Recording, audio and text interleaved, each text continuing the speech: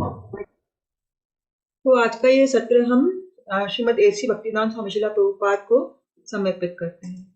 इसके बाद मैं अपने गुरु महाराज परम पूज्य गोपाल कृष्ण गोस्वामी महाराज से आशीर्वाद की कामना करती हूँ और अपने शिक्षा गुरु परम पूज्य राधानाथ स्वामी महाराज से भी आशीर्वाद की कामना करती हूँ। तो अभी हम भगवत गीता के अध्याय 4 का प्रारंभ करेंगे। इस अध्याय का जो शीर्षक है वह है दिव्य ज्ञान। इंग्लिश में वो कहते हैं ट्रांसेंडेंटल नॉलेज। तो हमें जैसे पता है कि हम अभी भगवत गीता को जो 3 भागों में हमने विभाजित किया था, उसके पहले भाग के अंतर्गत आज अध्याय 4 को प्रारंभ करेंगे। अभी तक हमने 3 अध्याय पूर्ण किए हैं और पहला जो अध्याय था वह कुरुक्षेत्र के युद्ध स्थल में सैन्य निरीक्षण, फिर दूसरा गीता का सार, तीसरा कर्मयोग और आज का जो अध्याय चौथा है वह है दिव्य ज्ञान। इस अध्याय में 42 श्लोक हैं। उसके बाद 5वां जो अध्याय उसका जो शीर्षक है वह कर्मयोग, कृष्णा भावना अमृत में कर्म और अंतिम जो 6th है उसका है ध्यान योग।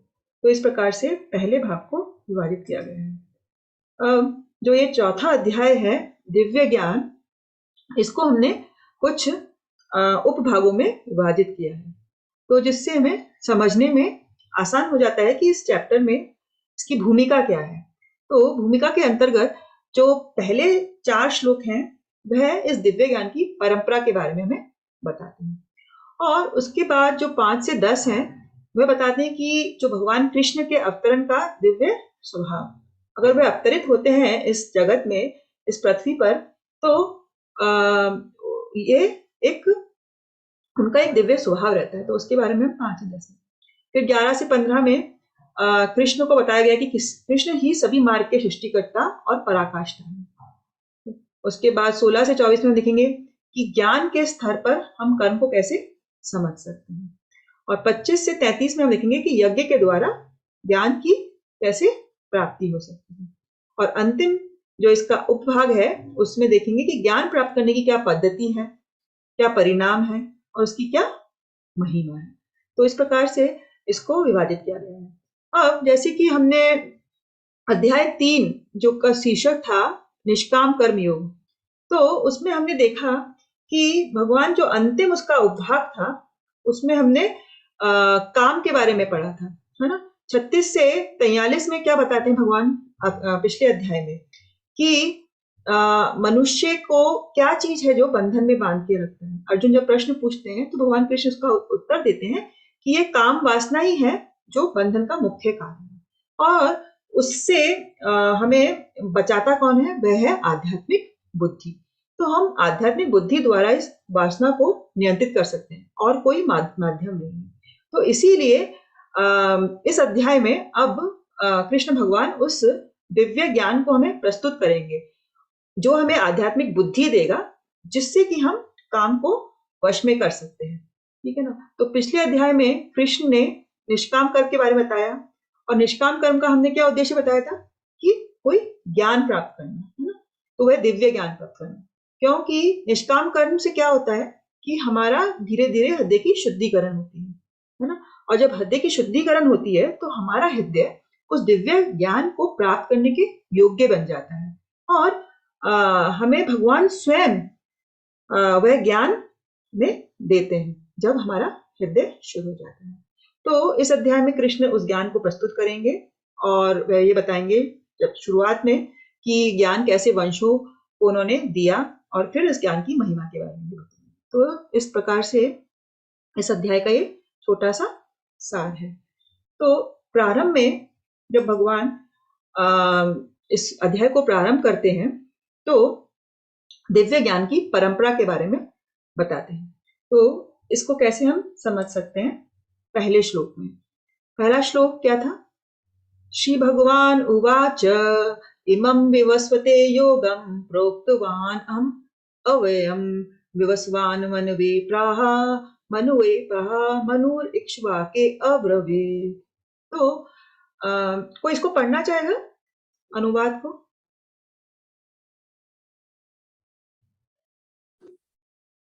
हरे कृष्ण माता जी। हरे कृष्ण।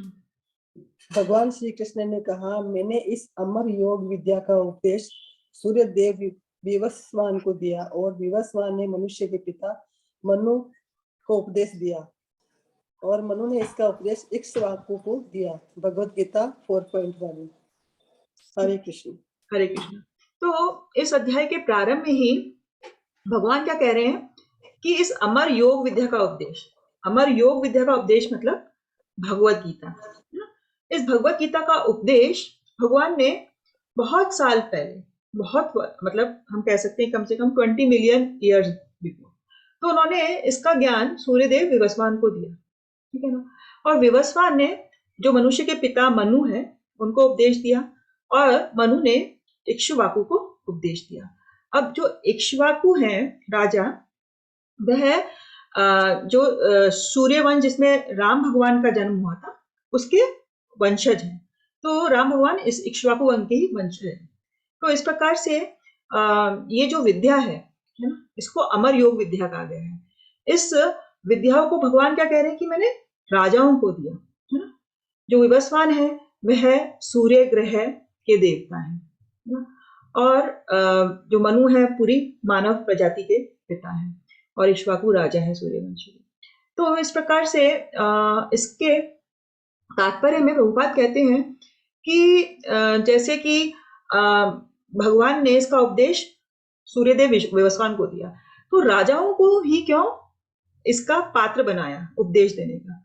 तो इसमें यह है कि जब हम जो हमारे को जैसे जो शासन चलाते हैं, है ना, जो हमारे पर रूल करते हैं, ऐसे लोग का अगर उन लोगों को उपदेश दिया जाए और वह शिक्षा प्राप्त कर संस्कृति के अनुसार इस ज्ञान को प्राप्त कर सारा शासन चलाएं, तो प्रजा भी खुश रहेगी और वह प्रजा को इस भवबंधन से मुक्त कराने में सहायक बन सकते हैं। अगर उन्हें इस योग विद्या का उपदेश समझ में आ गया तो अपनी प्रजा का उद्धार कर सकते हैं। क्यों? क्योंकि वे प्रजा को ये समझा सकते हैं कि इस मानव जीवन का क्या लक्ष्य है, इस भवबंधन से मुक्ति पाना। तो अगर राजाओं को ये उपदेश दिया जाए या जो शासन करता है, अगर उनको समझ में आ जाए तो उससे हम पूरी जनता को फायदा दे सकते हैं। इसीलिए ये उपदेश भगवान ने सबसे पहले राजाओं को दिया। तो इसके बाद अब इसके अनुवाद में तात्पर्य में भगवान मतलब प्रभुपाद कुछ कहते हैं। कोई पढ़ेगा इसको? लीना जी आप पढ़ेंगी?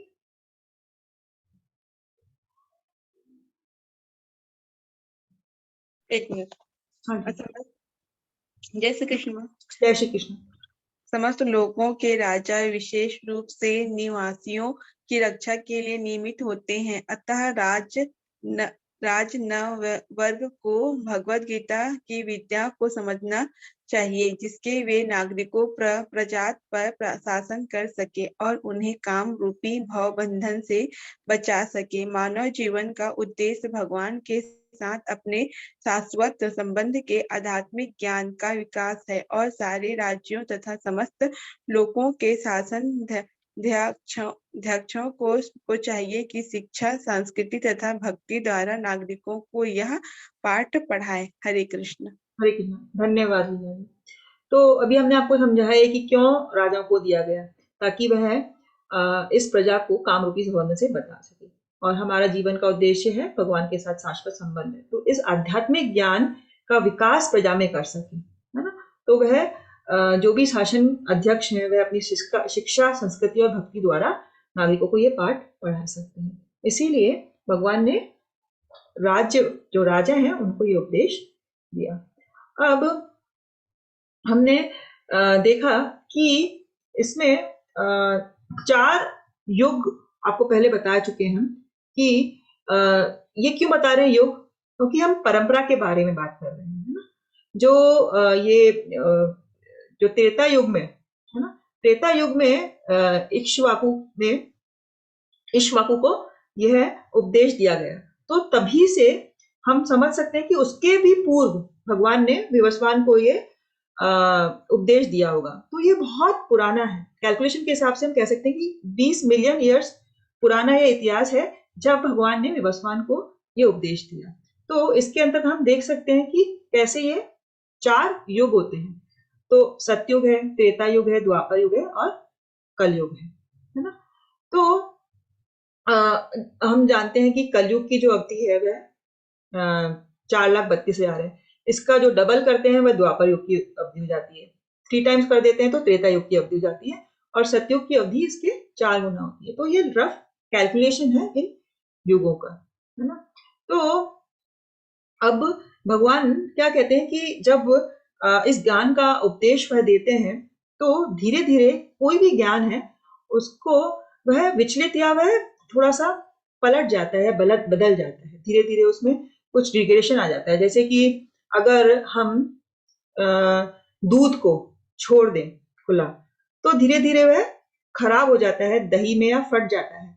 तो जो भी ऐसी कोई चीज होती है वह धीरे धीरे खराब हो जाती है। इसी प्रकार से जो ये ज्ञान भगवान ने दिया यह भी कुछ परंपराओं के बाद ये लुप्त हो गया, है ना? या फिर कुछ लोगों ने इसके ऊपर कुछ कमेंट्री दी तो वह अपने मन ढंग से उसको कमेंट्री दी तो धीरे धीरे वह ज्ञान लुप्त होता चला गया। इसीलिए हम देखते हैं कि कलयुग में इस ज्ञान को बहुत ज्यादा आवश्यकता है, क्योंकि अभी तो जो हमारे पहले जो सतयुग में सब कुछ था, सच्चाई थी, दया थी और क्लीननेस थी और लोग बहुत सेक्रीफाइस या ऑस्टिरिटी करते थे, लेकिन अब इतना नहीं है, है ना? अभी सिर्फ सच्चाई बची है, बाकी सब चीजें लुप्त हो गई हैं। इसके बाद हम थोड़ा सा इस ब्रह्मा का जो लाइफ है उसके बारे में थोड़ा सा समझने का प्रयास करेंगे। इसको आप बाद में समझ सकते हैं और कोई प्रश्न है तो बाद में मुझे पर्सनली पूछ सकते हैं। तो अभी हमने आपको बताया कि एक दिव्य युग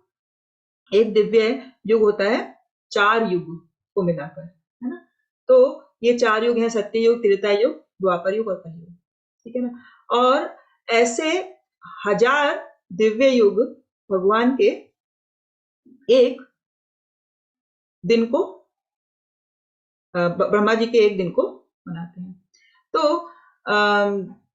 ऐसे जो ये 4 युग हैं, ऐसे जब 71 दिव्य युग होते हैं तो हम कहते हैं वह एक मनवंतर है। और ब्रह्मा जी के एक दिन में 14 मनवंतर और 15 संध्याएं आती हैं और उनका जो रात्रि है वह भी इसी लेंथ का होता है। तो जब हम इसको कैलकुलेट करते हैं तो हमने देखा कि 4 जो दिव्य युग है वह मिलके 4.32 मिलियन ईयर्स बनाते हैं, लेकिन जब हम इसको एक दिन में कैलकुलेट करते हैं तो वह 4.32 बिलियन ईयर्स हो जाता है और ब्रह्मा जी की एक नाइट भी इसी के बराबर होती है। और हमें जो कैलकुलेशन से हम बताते हैं कि ब्रह्मा जी के एक साल में 360 दिन होते हैं और ऐसे वे 100 साल तक जिंदा रहते हैं। तो उस कैलकुलेशन के हिसाब से जो ब्रह्मा जी की लाइफ आती है वो आती है 311 ट्रिलियन ईयर्स। तो इस प्रकार से हम ब्रह्मा जी की लाइफ के बारे में कैलकुलेशन कर सकते हैं। तो ये एक रफ कैलकुलेशन है जो कि प्रभुपाद ने तात्पर्य में दिया है ये कैलकुलेट करने के लिए कि ये जो दिव्य ज्ञान भगवान ने विश्वास को दिया वो कितना पुराना है, कितना प्राचीन काल से चला आ रहा है, ठीक है ना? तो इस प्रकार से हम इसको कैलकुलेट करते हैं। फिर हम देखते हैं कि जो ये वैदिक सत्य है या जो वैदिक ये ज्ञान है वह अपराजय है, उसको कोई मात नहीं दे सकता, है ना? जैसे कि जो साइंस में हम जो डॉक्टर लोग पढ़ते हैं, ठीक है ना, अभी हमने कि कैसे भ्रूण गर्भ में विकसित होता है, लेकिन हमने देखा है कि जो भागवतम इत्यादि हैं हमारे ग्रंथ, उसमें मानव भ्रूण विज्ञान का वर्णन आधुनिक चिकित्सा पुस्तकों से बिल्कुल मेल खाता है। तो हम देख सकते हैं कि हमारे शास्त्र कितना प्रमाणित है, मतलब उनमें कितने साल पहले ही वो लिख दिया गया था जो कि डॉक्टर्स अभी निकालते हैं अपनी बुक्स में देते हैं। तो इस प्रकार से हम कह सकते हैं कि वैदिक सत्य अपराजय है। उसी प्रकार से एक और एग्जाम्पल है इसमें कि शास्त्रों में पृथ्वी को गोल के रूप में, आकार के रूप में वर्णित किया गया था, लेकिन केवल 500 ईसा पूर्व में ही पाइथागोरस और एरिस्टोटल ने ये निर्धारित किया कि ग्रह वास्तव में भूगोल है। तो हम देखते हैं कि जो भागवतम में वर्णित है वह साइंटिस्ट अब उसको प्रूव कर रहे हैं, उसको बता रहे हैं। तो हम इससे देख सकते हैं कि हमें इस वैदिक साहित्य को किस प्रकार से समझना चाहिए और इसे परंपरा के द्वारा ही अर्जित करना चाहिए। अगर हम इसे परंपरा के द्वारा अर्जित नहीं करेंगे तो हम कहीं ना कहीं त्रुटि कर सकते हैं, है ना। तो इसीलिए गुरु परंपरा का महत्व इस श्लोक में बताया गया है। तो कोई पढ़ना चाहेगा इस श्लोक को?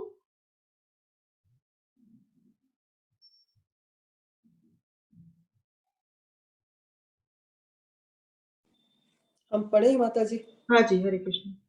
हरे कृष्ण। एवं परंपरा प्राप्ति मम राजर्षियो विदु सकालिनी है महता योगे नष्ट परंतप। इस प्रकार यह परम विद्वान गुरु परंपरा द्वारा प्राप्त किया गया और राजर्षियों ने इसी विधि से इसे समझा, किंतु कालक्रम में यह परंपरा छिन्न हो गई, अतः यह विज्ञान यथा रूप में लुप्त हो गया लगता है। भगवद गीता 4.2। हरे कृष्ण। हरे कृष्ण, धन्यवाद। तो एवं परंपरा प्राप्तम इमम राजर्षियो विदु सकालिना महता योग नष्ट परंतप, है ना। तो ये जो परम विज्ञान था, भगवान कृष्ण क्या कह रहे हैं कि गुरु परंपरा द्वारा जो प्राप्त किया गया था और राजर्षि ने इसको समझा, लेकिन काल कर्म में ये परंपरा छिन्न हो गई, अतः ये विज्ञान यथारूप में लुप्त हो गया। तो क्या होता है, काल के प्रभाव से, ये जो काल शब्द है, काले नाम है, काल के प्रभाव से बहुत चीजें लुप्त हो जाती हैं, छिन्न हो जाती हैं। जैसे कि हमने आपको अभी उदाहरण भी दिया कि दूध या दही है, वह विथ टाइम अगर हम बाहर छोड़ दें तो वह खराब हो जाता है ना।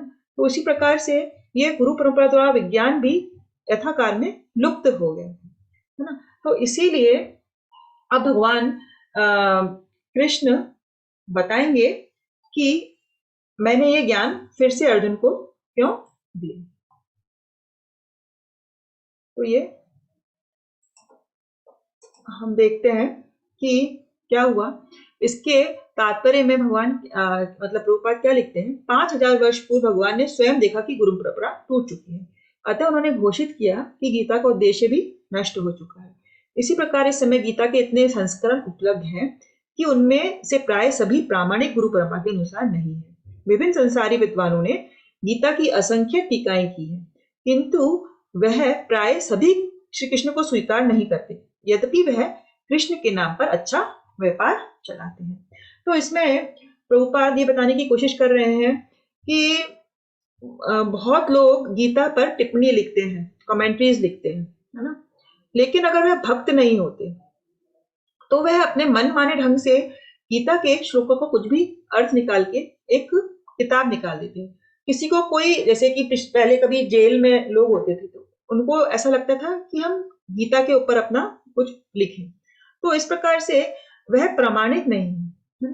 कोई भी भगवत गीता पे कमेंट्री कर सकता है, लेकिन वह भगवत रूपा यथारूप नहीं है। यथारूप मतलब जैसे कि भगवान ने दी हमें। तो अगर भगवत गीता यथारूप नहीं है और वह प्रमाणित नहीं है, ठीक है ना, क्योंकि वह कृष्ण को भगवान स्वीकार नहीं करते, वह कभी ब्राह्मण के बारे में बताते हैं, कभी कुछ और बताते हैं, और इस प्रकार से जो भगवत गीता है हम देखते हैं कि सबसे ज्यादा इस पे लोग कमेंट्री करते हैं, बहुत कॉमन है। लेकिन हमें देखना है कि ये वास्तविक में प्रामाणिक है या नहीं, परंपरा के द्वारा आ रही है या नहीं, तभी हमें उसे स्वीकार करना है।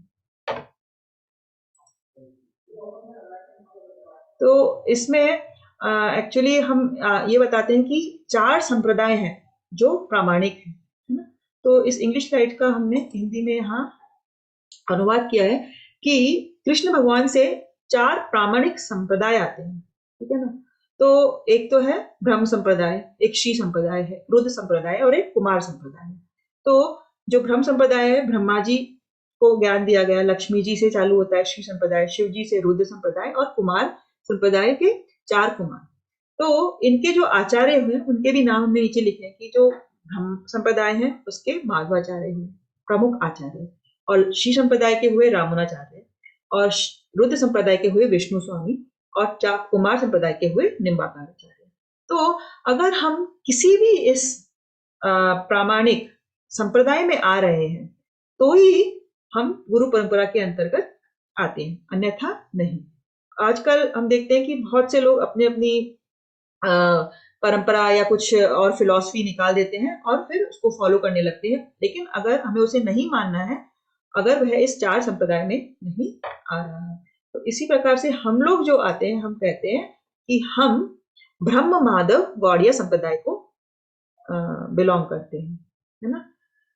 तो इसका पूरा ये लीनिएज है कि कृष्ण भगवान से ब्रह्मा जी को नॉलेज मिली, ब्रह्मा जी से नारद देव, व्यास देव, माधव को, फिर पद्मनाभ, नरहरि, इस प्रकार से ये पूरी परंपरा आते आते भक्ति विनोद ठाकुर को आई, फिर गौर कृष्ण बाबाजी महाराज को आई, फिर भक्ति सिद्धांत सरस्वती महाराज, और भक्ति सिद्धांत सरस्वती महाराज के जो शिष्य हैं प्रभुपाद, जिन्होंने किए भगवद गीता यथारूप का ट्रांसलेशन किया है। तो इस प्रकार से हम जो भक्तगण हैं, हम अपने आप को ब्रह्म माधव गौड़ी संप्रदाय में समझते हैं। अब इसको हम किस उदाहरण से समझ सकते हैं कि अगर हम किसी गुरु परंपरा से जुड़े हुए नहीं हैं, किसी संप्रदाय से जुड़े हुए नहीं हैं, तो फिर क्या होगा। जैसे कि एक उदाहरण के तौर पे कि जब तक बल्ब नहीं जल सकता, जब तक कि उसे बिजली स्टेशन से नहीं जोड़ा जाए, ठीक है ना। उसी प्रकार हमारा ज्ञान, हमें ज्ञान तभी प्राप्त होगा जब ये परंपरा के माध्यम से होगा, और तभी है हमारी कृष्णा भावना को जगा पाएगा, अन्यथा नहीं। तो परंपरा का इतना ज्यादा महत्व है। तो इस छोटे से उदाहरण से हम समझ सकते हैं कि बल्ब जब तक नहीं जल सकता, जब तक कि उसमें बिजली स्टेशन से बिजली का प्रवाह नहीं हो, तो तभी परंपरा से हम ज्ञान को प्राप्त करेंगे, तभी हम कृष्णा भावना में आगे बढ़ सकते हैं।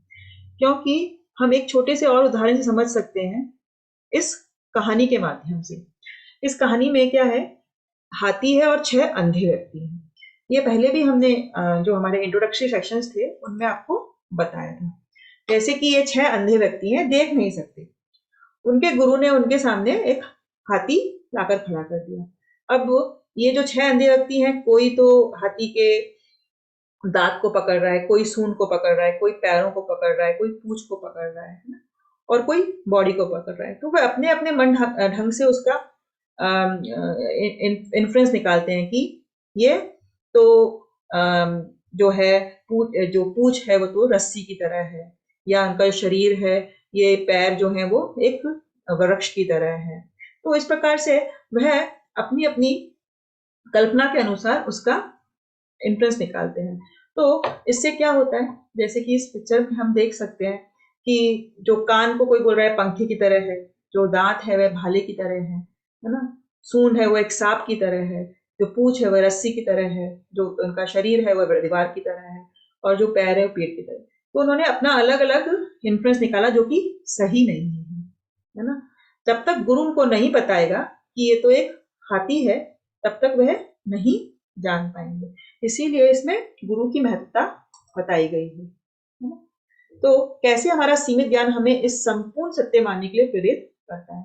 जो हम लोग क्योंकि बद्ध जीव हैं, भगवान के एक अंश हैं, हमारे जो सभी इंद्रियां हैं वह सीमित है, वह परफेक्ट नहीं है ना, वह इम्परफेक्ट है। तो हम उन इंद्रियों से अगर ज्ञान प्राप्त करने की कोशिश करेंगे बिना किसी गुरु की सहायता से, तो इसी प्रकार से इन अंधे व्यक्तियों की तरह हम गलत उसका अनुमान लगाएंगे, है ना। तो संपूर्ण सत्य को जानने के लिए जरूरी है कि हम गुरु की सहायता लें।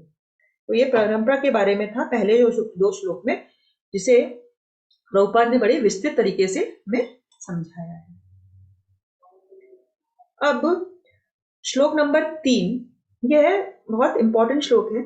स एवायं मया तेभ्य योग प्रोक्त पुरातन भक्तो असि मे सखा चेति रहस्यम हरि उत्तमम्। आज मेरे द्वारा वही ये प्राचीन योग यानी परमेश्वर के साथ अपने संबंध का विज्ञान तुमसे कहा जा रहा है, क्योंकि तुम मेरे भक्त तथा मित्र हो, अतः तुम इस ज्ञान के दिव्य रहस्य को समझ सकते हो। तो अब भगवान क्या कह रहे हैं कि मैं फिर से ये ज्ञान तुम्हें दे रहा हूं, मतलब अर्जुन को दे रहा हूं, है ना। और ये ज्ञान क्या है, परमेश्वर के साथ अपने संबंध का विज्ञान।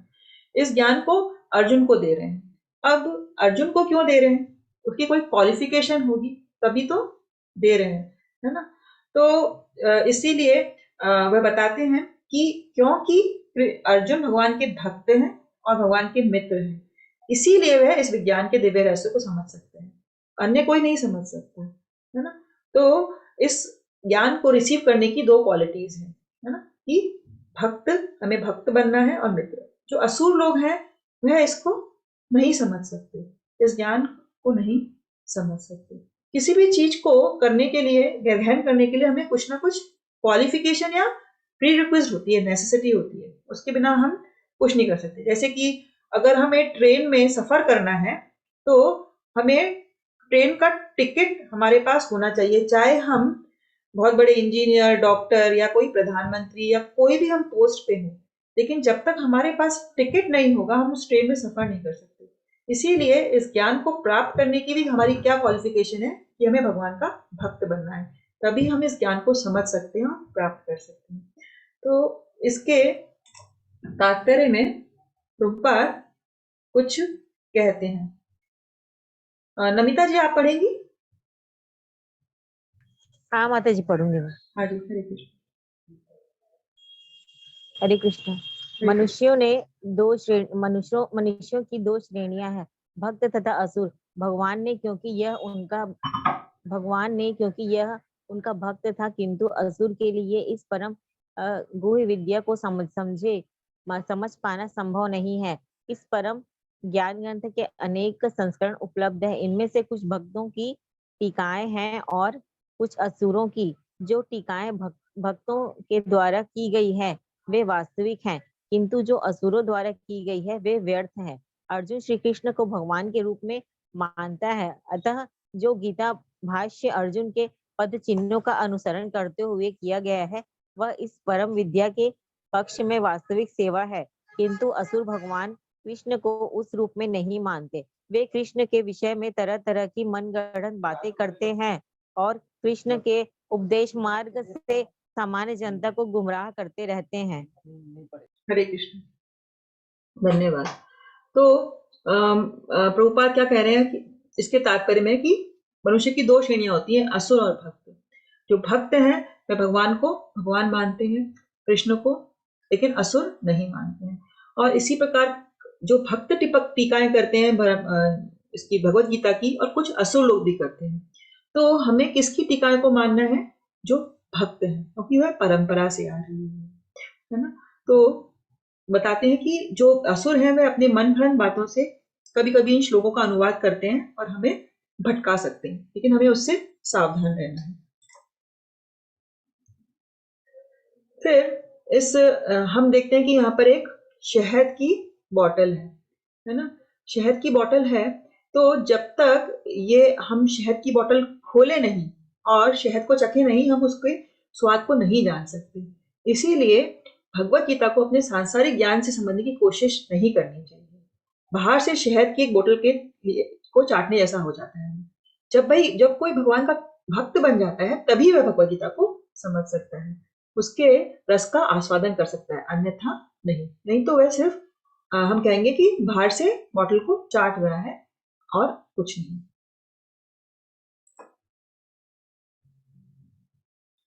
अब ये जो इसका चौथा श्लोक है, अब अर्जुन कुछ प्रश्न पूछते हैं, है ना, इस चौथे श्लोक में कि भगवान ने बताया कि मैंने विवस्वान को ये उपदेश दिया था और फिर काल कर्म से ये लुप्त हो गई थी, और इसीलिए मैं तुम्हें वापस ये ज्ञान दे रहा हूं। और तुम्हें क्यों दे रहा हूं? क्योंकि तुम भक्त हो और मित्र हो। तो अर्जुन एक प्रश्न पूछते हैं इस बात पे कि सूर्यदेव विवस्वान आपसे पहले हो चुके हैं, वह तो आपसे बड़े हैं, तो फिर मैं कैसे समझूं कि प्रारंभ में भी आपने उन्हें विद्या का उपदेश दिया? क्योंकि इस अवतार में कृष्ण भगवान और अर्जुन की लगभग आयु समान थी। तो अर्जुन ने ये प्रश्न पूछा कि ऐसा कैसे हो सकता है कि आपने सूर्यदेव विवस्वान को ये उपदेश दिया था। ठीक है, तो अब अर्जुन का ये प्रश्न हमको कैसे समझ सकते हैं इसको? अर्जुन तो भगवान का भक्त है, वह तो भगवान को जानते थे कि ये परम भगवान है, लेकिन वह जानते थे कि भविष्य में कुछ जो नास्तिक लोग हैं वह इसको नहीं मानेंगे। तो इसीलिए उन नास्तिक लोगों के लिए अर्जुन चाहते थे कि आधिकारिक रूप से भगवान कृष्ण स्वयं इस सच्चाई को स्थापित करें। ठीक है ना। नास्तिक लोग कृष्ण को एक साधारण व्यक्ति मानते हैं, और विश्वास नहीं करें कि उन्होंने सूर्यदेव को निर्देश दिया था। इसलिए अर्जुन चाहते थे कि कृष्ण आधिकारिक रूप से स्वयं के बारे में बताए। तो अब कृष्ण भगवान इसका जवाब देते हैं अगले श्लोक में कि क्यों, कैसे मैंने विवस्वान को यह उपदेश दिया था। तो अब ये जो नेक्स्ट उपभाग है, नेक्स्ट सेक्शन है, इसमें हम देखते हैं भगवान कृष्ण के अवतरण का दिव्य स्वभाव। जब भगवान अवतरित होते हैं तो उसकी क्या क्या क्वालिटीज होती है ना। भगवान के अवतरण के पीछे क्या उद्देश्य होता है, उनका शरीर कैसा होता है, और वह क्या एक्टिविटीज करते हैं। तो इस प्रकार से हम देख सकते हैं। तो 5वें श्लोक में भगवान ने क्या कहा कि तुम्हारे तथा मेरे अनेकात जन्म हो चुके हैं, मुझे तो उन सबका स्मरण है, किंतु हे परंतप तुम्हें उनका स्मरण नहीं रह सकता है। तो इस श्लोक से हमें एक जीव और भगवान के बीच का अंतर पता चलता है। जो हम जीवात्मा है, जब हम शरीर बदल लेते हैं, है ना, जब हमारी बॉडी चेंज हो जाती है तो हम पिछले शरीर का सब कुछ भूल जाते हैं, हम उसको स्मरण नहीं रख सकते। पिछले शरीर का क्या, हम तो जैसे कि हम ये भी याद नहीं रख सकते कि कल हमने इस वक्त क्या कर रहे थे हम, या कल हमने क्या खाया था। हमें वो याद करने के लिए भी बहुत मेहनत करनी पड़ती है ना, क्योंकि हम एक जीवात्मा है, हमारी स्मरण शक्ति इतनी अच्छी नहीं है, तो पिछले जन्म का याद रखना तो वैसे भी संभव नहीं है। और जब हम सोचते हैं कि जो ये रीइंकार्नेशन होता है ना, रीबर्थ होता है, तो उन लोगों को कुछ याद रहता है पिछले जन्म का, है ना? तो वह भी हम देखते हैं कि कुछ शुरू के अनुवाद में उनको कुछ कुछ चीजें याद रहती हैं, पूरा याद नहीं रहता है।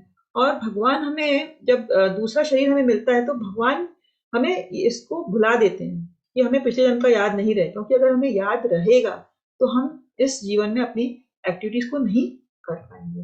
लेकिन भगवान कह रहे हैं कि मेरा जो शरीर है वह दिव्य है, मैं शरीर नहीं बदलता, मैं अवतरित होता हूँ, और मेरा सब कुछ दिव्य है, ट्रांसीडेंटल है ना। मेरी शरीर जो है वह ट्रांसीडेंटल है, वह मटीरियल नहीं है, इसीलिए मैं सब कुछ याद रख सकता हूँ। तो अर्जुन कहते हैं कि तुम्हारे भी अनेक जन्म हुए हैं और मैंने भी बहुत बार अवतरण लिया है, लेकिन मैं सबको याद रख सकता हूँ, तुम नहीं रख सकते।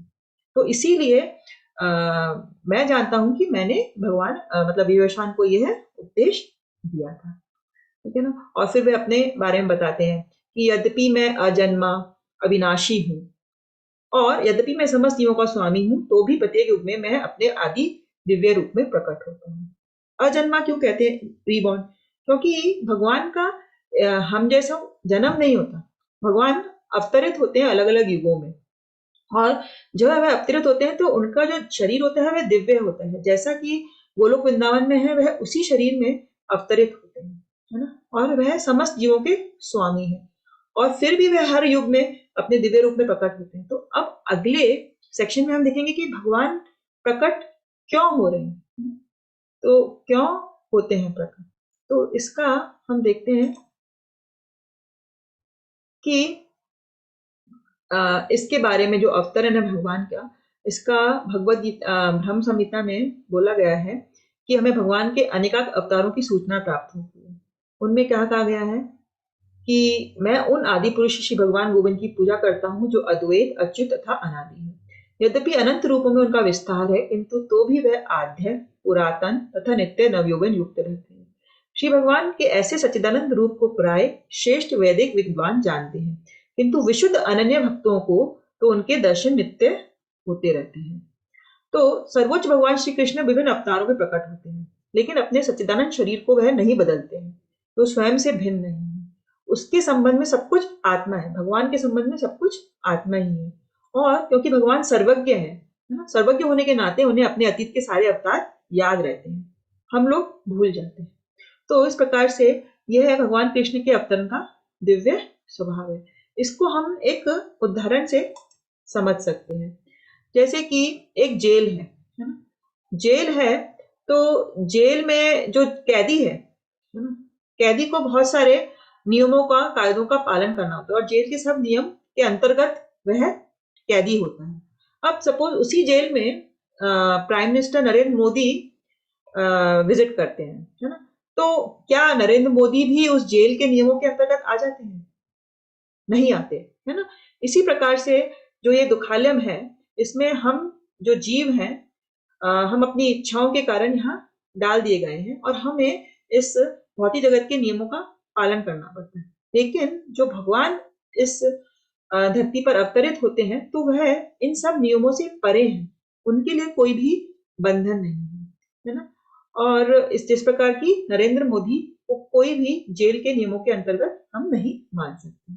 तो इस उदाहरण से हम समझ सकते हैं कि भगवान अजन्मा अविनाशी है और प्रत्येक युग में अपने दिव्य रूप में ही प्रकट होते हैं। उनका शरीर दिव्य है। इसके ही तात्पर्य में प्रभुपाद एक और उदाहरण देते हैं हमें, जैसे कि जो सूर्य है, जब हम देखते हैं कि सुबह सूर्य उदय होता है और शाम को सूर्य अस्त हो जाता है, तो सूर्य का उदय होना और अस्त होना ये नहीं घोषित करता कि सूर्य अब है ही नहीं, है ना। सूर्य हमेशा एग्जिस्ट करता है, सिर्फ हमें दिखाई नहीं देता तो हम कहते हैं कि अस्त हो जाता है। इसी प्रकार कृष्ण भगवान के अवतरण को भी हम मान सकते हैं। जैसे कि जब सूर्य हमारी दृष्टि से ओझल रहता है तो हम सोचते हैं सूर्य अस्त हो गया, और हमारे समक्ष होता है तो हम सोचते हैं वह क्षितिज में है। वस्तुतः सूर्य तो स्थिर है, किंतु अपनी अपूर्ण और त्रुटिपूर्ण इंद्रियों के कारण हम सूर्य को उदय और अस्त होने को परिकल्पित करते हैं। इसी प्रकार से हम भगवान के बारे में भी सोचने लगते हैं, है ना। लेकिन भगवान तो हमेशा मौजूद है अपने दिव्य रूप में। जब भगवान कहते हैं कि मैं अवतरित होता हूं हर युग में, तो अब इस श्लोक में भगवान ये भी बताते हैं कि मैं कब अवतार लेता हूं, है ना, होने का समय। तो ये बहुत ही फेमस श्लोक है, कोई भी बोल सकता है इसको, कोई बोलना चाहेगा?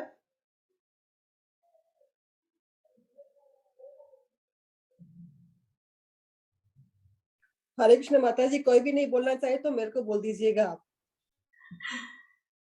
कोई प्रयास करेगा? ये श्लोक तो ज्यादातर सबको आता है। हरे कृष्ण माता जी। हरे कृष्ण। हाँ जी।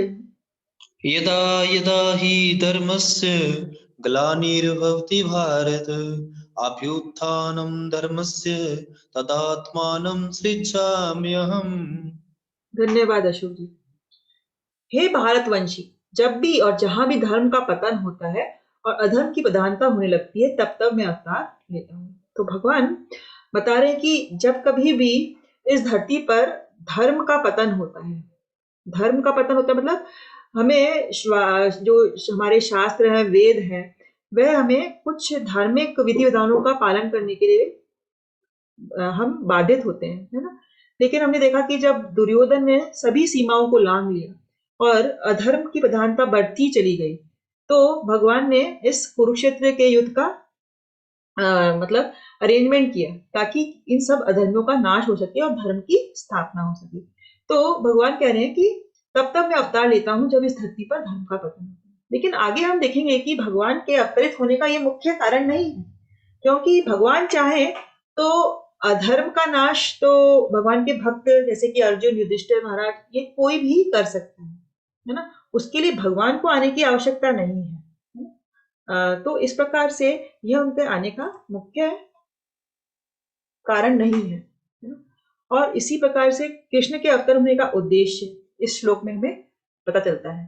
परित्राणाय साधूनां विनाशाय च दुष्कृतां धर्म संस्थापन अर्थाय संभवामि युगे युगे।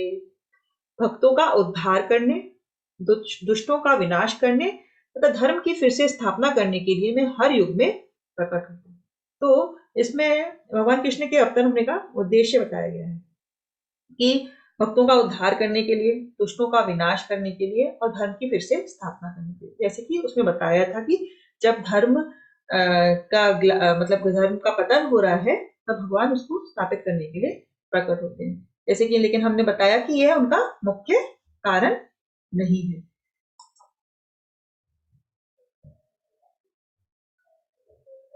अब इसमें हम देखते हैं कि भगवान जब अवतरित होते हैं तो अनेक उनके अवतारों को हम देखते हैं। मेनली तो हम देखते हैं कि 10 अवतार लोग सभी जानते हैं। तो इन अवतारों की विशेषता के अनुसार उनको विभाजित किया गया है। कुछ अवतारों को बोलते हैं हम पुरुष अवतार।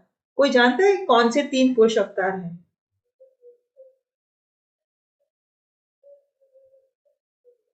जैसे हम बोलते हैं ना शिरोदक्षाई विष्णु है ना, गर्भदक्षाई विष्णु है, तो इनको बोलते हैं पुरुष अवतार, महाविष्णु, शिरोदक्षाई विष्णु और गर्भदक्षाई विष्णु।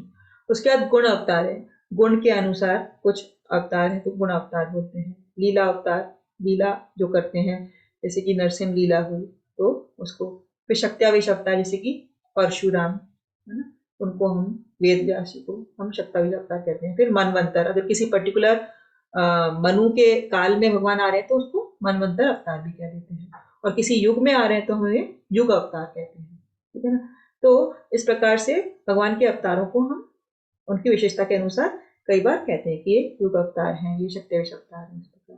किंतु भगवान कृष्ण आदि भगवान हैं और समस्त अवतारों के उद्गम हैं, लेकिन भगवान कृष्ण से सभी अवतार अवतरित होते हैं, है ना। तो भगवान को हम कहते हैं कि वह उद्गम है। भगवान श्री कृष्ण शुद्ध भक्तों की चिंताओं को दूर करने के विशिष्ट प्रयोजन से अवतार लेते हैं, जो उन्हें उनकी मूल वृंदावन लीलाओं के रूप में देखने के लिए उत्सुक रहते हैं। अतः कृष्ण अवतार का मूल उद्देश्य अपने निष्काम भक्तों को प्रसन्न करना है। तो हम देखते हैं कि हमने देखा कि भगवान कह रहे हैं कि धर्म की जब ग्लानि हो रही है, या फिर मैं धर्म की संस्थापना के लिए या भक्तों के उद्धार के लिए आता हूँ, लेकिन जो मुख्य रीजन है वह है कि भगवान लीला आस्वादन करना चाहते हैं, है ना। भगवान अपने भक्तों को खुश करना चाहते हैं, और अपनी लीलाओं से वह भगवान भक्तों की प्रसन्नता के लिए अवतरित होते हैं। उनके आने का ये मुख्य उद्देश्य रहता है। भगवान कृष्ण के अवतरण होने की दिव्य प्रकृति। कृष्ण के अवतरण का मुख्य कारण अपने शुद्ध भक्तों की लालसा को संतुष्ट करना है, जो उन्हें देखना चाहते हैं, और कृष्ण उनकी रक्षा भी करते हैं, है ना। और दैत्यों को दंड देना तो माध्यमिक कारण है, मतलब वह एक सेकेंडरी रीजन है। जैसे कि देवकी और कंस, वह देवकी का उद्धार करना चाहते थे, तो वह देवकी के घर से पैदा हुए, तो कंस, उसके सेकेंडरी प्रभाव से कंस का भी नाश हुआ, लेकिन जो प्राइमरी रीजन है वह है देवकी का उद्धार करना। इसी प्रकार से प्रहलाद और हिरण्यकशिप, भगवान प्रहलाद के लिए आते हैं, लेकिन इसके तहत उन्हें हिरण्यकशिप का वध भी करना होता है, तो वह एक चीज से दो काम कर लेते हैं भगवान, है ना। और हम देखते हैं कि हमने बड़ी विभिन्न लीलाओं में देखा है कि जो भगवान दंड भी देते हैं किसी असुर को, तो वह दंड भी उनकी दया है, क्योंकि वह भगवान कृष्ण के द्वारा मरने के कारण मुक्ति प्राप्त कर लेते हैं सारे असुर, तो उनका दंड भी भगवान का एक दया के रूप में हम मान सकते हैं। तो भगवान का क्या वचन है कि वह प्रत्येक युग में अवतरित होते हैं, तो उन्होंने कलयुग में भी अवतार लिया।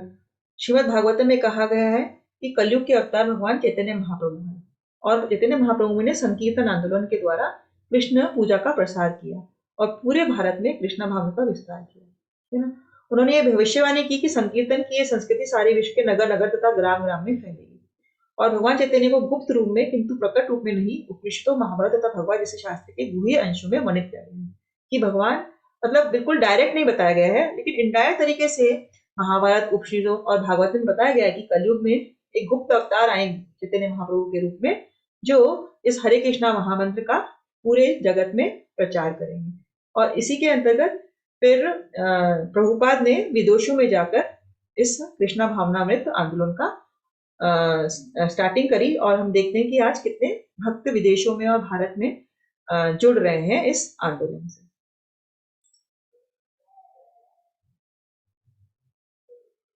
इस श्लोक कोई पढ़ना चाहेगा? ये भी एक इम्पोर्टेंट श्लोक है। मतलब जी मैं पढ़ूं? हाँ जी।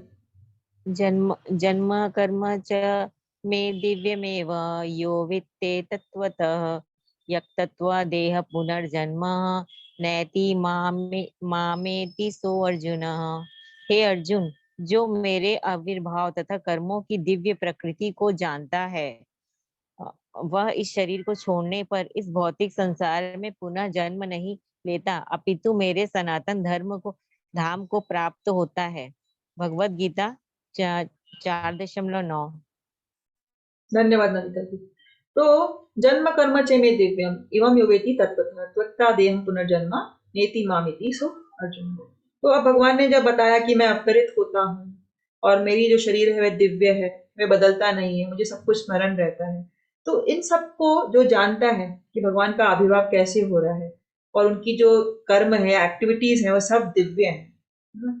तो इस चीज को जो जान जाता है भगवान के बारे में, जिसे इस ज्ञान का प्राप्ति हो जाती है, तो जब वह इस भौतिक संसार को छोड़ता है तो उसे पुनः जन्म नहीं देना पड़ता है ना? तो वह भगवान के परम धाम को प्राप्त होता है, भगवान को प्राप्त करता है।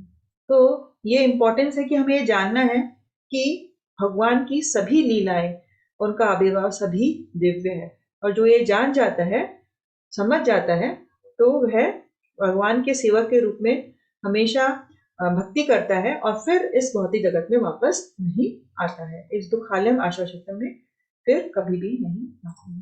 तो भगवान की जो लीलाएं हैं वह हम देखते हैं कि ये चारों लीलाएं जो है मेन, इसमें हम देख सकते हैं कि ये ब्रह्म मोहन वाला है, गोवर्धन लीला है, ये धेनु का सरवध है, और जब माता यशोदा उनके मुख में ब्रह्मांड के दर्शन करती हैं। तो इस प्रकार की लीलाओं के बारे में हम जब सोचते हैं, स्मरण करते हैं, पठन करते हैं, तो हम भगवान की दिव्य प्रकृति को जान सकते हैं और फिर हमें कभी भी इस भौतिक जगत में नहीं आना पड़ेगा। और फिर आज का ये जो 10वां श्लोक है, उसमें भगवान जो ये आखिरी श्लोक है, क्या बताते हैं? भीत राग भय क्रोधा मन माया मम उपराशित बहवो ज्ञान तपसा पूता मद भावम आगत। आसक्ति, भय तथा क्रोध से मुक्त होकर, 3 चीज है इसमें, अटैचमेंट, डर और एंगर, है ना? आसक्ति, भय और क्रोध, जब हम इससे मुक्त हो जाते हैं, मुझ में पूर्णतः तन्मय होकर, जब हम हमेशा भगवान के बारे में सोच रहे हैं, always think about Krishna, never forget him, ठीक है ना? पूर्णतः हम तन्मय होकर मेरी शरण में, है ना, जब आ जाते हैं, जैसे कि हम बोलते हैं कि सर्वान धर्मान परित्यज्य माम एकम शरणम व्रज, तब हम भगवान की शरण में आ जाते हैं। बहुत से व्यक्ति भूतकाल में मेरे ज्ञान से पवित्र हो चुके हैं, तो इन सब चीजों से हम पवित्र हो जाते हैं इस ज्ञान को प्राप्त करके, है ना? और इस प्रकार से उन सबों ने मेरे प्रति दिव्य प्रेम को प्राप्त किया। एंड इन सब चीजों से हम भगवान के प्रति अपने प्रेम को विकसित कर सकते हैं, दिव्य प्रेम को हम विकसित कर सकते हैं। तो ये सारी क्वालिफिकेशंस है कैसे हम भगवान के दिव्य प्रेम को प्राप्त कर सकते हैं। एक तो है कि हमें ये मानना है कि भगवान की सारी लीलाएं, उनके कर्म सब कुछ दिव्य हैं, और हमें धीरे धीरे आसक्ति से, भय और क्रोध से वंचित होना है और हमेशा भगवान के बारे में सोचना है। तो फिर हम शुद्ध हृदय से इस ज्ञान को प्राप्त कर सकते हैं और फिर भगवान के प्रेम को। इसके तात्पर्य में प्रभुपाद कुछ कह रहे हैं, हम देखते हैं क्या, कि कुछ लोग भौतिकता में इतने आसक्त रहते हैं कि वह आध्यात्मिक जीवन की ओर कोई ध्यान नहीं देते। तो जो भौतिकवादी लोग होते हैं, वे भौतिक चीजों से इतने ज्यादा अटैच्ड होते हैं कि उन्हें हम आध्यात्मिक जीवन के बारे में ज्ञान देने भी जाएं, जैसे कि हम जब स्ट्रीट पे आते हैं किताबें वितरण के लिए, तो कोई भी इंटरेस्टेड नहीं नजर आता है। 100 लोगों से पूछने के बाद कोई एक थोड़ा सा इंटरेस्ट दिखाता है आध्यात्मिक जीवन की ओर, है ना? कुछ लोग तो निराश सभी प्रकार के आध्यात्मिक जीवन को क्रुद्ध होकर प्रत्येक वस्तु पर अविश्वास करने लगते हैं, और कुछ कुछ लोगों को तो जब हम ये ज्ञान देना चाहें तो वह और क्रोधित होते हैं अंदर से, है ना? इस अंतिम कोटि के लोग किसी ना किसी मादक वस्तु का सहारा लेते हैं। वह इतना चिंतित हैं, इतना एंजाइटी में रहते हैं, इतना टेंशन लेते हैं कि अल्टीमेटली वह शराब या फिर कोई जुआ इत्यादि में अपना सुख खोजते हैं। उनके मति विभ्रम को कभी कभी आध्यात्मिक दृष्टि मान लिया जाता है। मनुष्य को भौतिक जगत के प्रति आसक्ति की 3 अवस्थाओं से छुटकारा पाना होता है। यह है, आध्यात्मिक जीवन की अपेक्षा नहीं करनी चाहिए, आध्यात्मिक साकार रूप का भय तथा जीवन की हताशा से उत्पन्न शून्यवाद की कल्पना। इन चीजों से अगर हम छुटकारा पा लिया तो बहुत अच्छा होगा। जीवन की इन तीनों अवस्थाओं से छुटकारा पाने के लिए प्रामाणिक गुरु के निर्देशन में भगवान की शरण ग्रहण करनी होगी। और ये कैसे किया जा सकता है? अगर हम प्रामाणिक गुरु की शरण लें तो हम इन 3 अवस्थाओं से छुटकारा पा सकते हैं, और भक्तिमय जीवन के नियम तथा विधि विधानों का पालन करना हमारे लिए आवश्यक होता है। तो ये 2 चीजों से हम इन अवस्थाओं से छुटकारा पा सकते हैं। क्या? एक तो हमें प्रामाणिक गुरु की शरण लेनी है, और दूसरा भक्तिमय जीवन के सारे नियम तथा विधि विधानों का पालन करना है। तो इस प्रकार से हमें ये आज का जो सत्र है इसका रिवीजन कर देते हैं कि पहले में तो भगवान बताते हैं कि ये दिव्य ज्ञान गुरु शिष्य परंपरा के माध्यम से प्राप्त किया गया। कैसे? फिर प्राप्तकर्ता की क्या योग्यता है कि वह भक्त होना चाहिए और मित्र हैं भगवान के। फिर अर्जुन प्रश्न पूछते हैं कि विवासवान तो आपसे ज्येष्ठ हैं, तो फिर आपने कैसे उन्हें ये विद्या दी? तो कृष्ण समझाते हैं कि मेरा शरीर दिव्य है और मुझे सब कुछ स्मरण रहता है, लेकिन तुम एक जीव हो इसलिए तुम भूल जाते हो, मैं नहीं। और फिर कृष्ण अपने दिव्य रूप के बारे में बताते हैं कि वह अजन्मा अविनाशी हैं, समस्त जीवों का स्वामी है और प्रत्येक युग में अपने दिव्य ही रूप में प्रकट होते हैं। और फिर अवतरण की समय और उद्देश्य बताते हैं कि जब कभी धर्म का पतन हो रहा है, अधर्म की प्रधानता हो रही है, तो वह हर युग में प्रकट होते हैं। और इसमें हमने देखा कि उनका जो मुख्य उद्देश्य होता है वह अपने भक्तों को खुश करना। और जो व्यक्ति भगवान के अवतरण और लीलाओं को जान जाता है वह कभी भी इस भौतिक संसार में पुनः जन्म नहीं लेता। और फिर अंतिम जो इन सबका जो मूल उद्देश्य वह है क्या? कृष्ण से प्रेम। ठीक है ना? जो व्यक्ति भय क्रोध से मुक्त होकर पूर्ण भगवान में तन्मय है, उनकी शरण में आ जाते हैं, वह भगवान के दिव्य प्रेम को प्राप्त करते हैं। तो इस प्रकार आज के ये 10 श्लोक हमने इस अध्याय के किए। किसी का कोई प्रश्न है तो पूछ सकते हैं।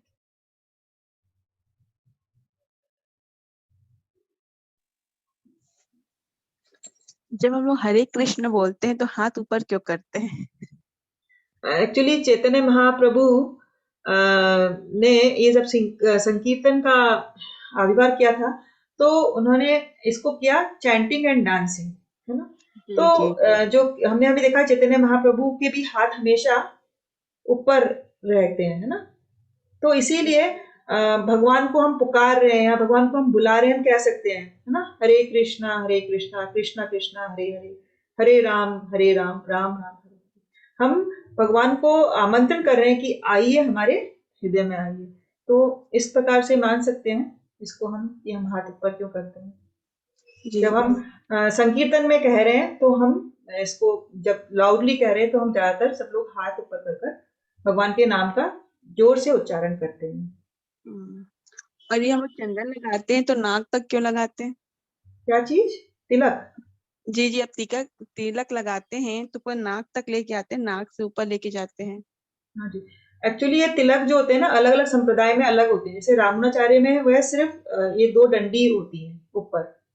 वह लोग नाक पे तुलसी नहीं लगाते, जो नाक पे हम लगाते हैं उसको हम कहते हैं तुलसी जी, है ना? तो तुलसी भगवान के चरणों में है, तो उसको ये निर्देश करता है, जो तिलक है हमारा।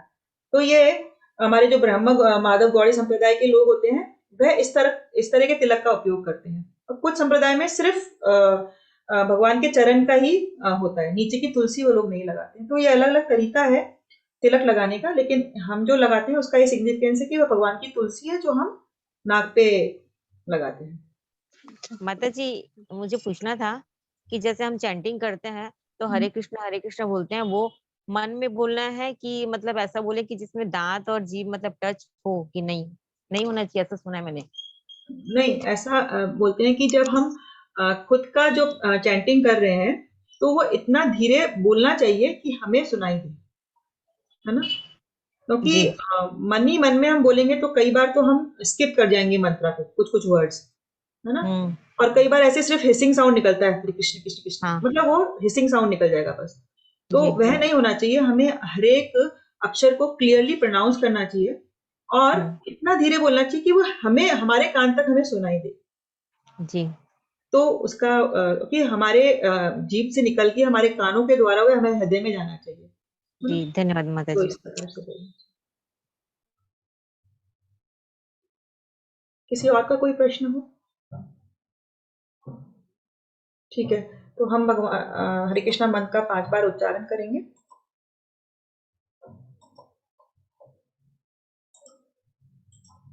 श्री कृष्ण चैतन्य